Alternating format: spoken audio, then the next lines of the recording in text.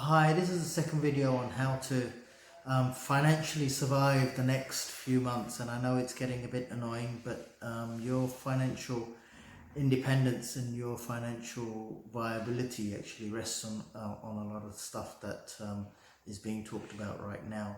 So yesterday we went through financial institutions and how they can save you some cash flow.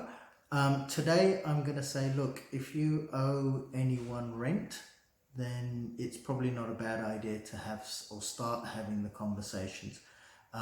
I know at this moment in time the government is talking about rent abatements, and they've also brought in laws to say a tenant cannot be asked to leave within 6 months, but that doesn't necessarily mean that your rent stops. It just means you're not paying rent. It just means that at some time in the future they can start asking you money for it.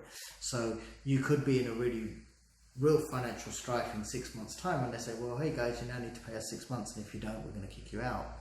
So what I am suggesting to most of my clients is start having the conversation. Don't wait for the state and don't wait for the federal government to come back to you. Start having the conversation. Say, look, my income is down 10%, 20%, 30%, 50%, 80%. I've literally shut down. A lot of my medical dentist practitioners have actually shut their doors.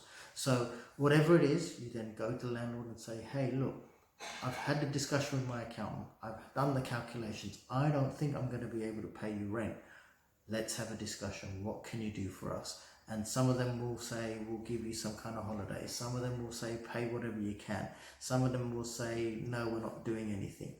But start the conversation, because they're all in the same boat. None of them really know what is really happening, and they're not prepared to commit to anything. But if you start having the discussion now, then you're better off than having a discussion in 5 or 6 months time and saying, hey, I now want some kind of rebate, or I want some kind of holiday, or I haven't paid you for 4 months. Now what happens? Start the conversation now, work out what it means, because then you can plan and you know what it means in 4 or 5 months time.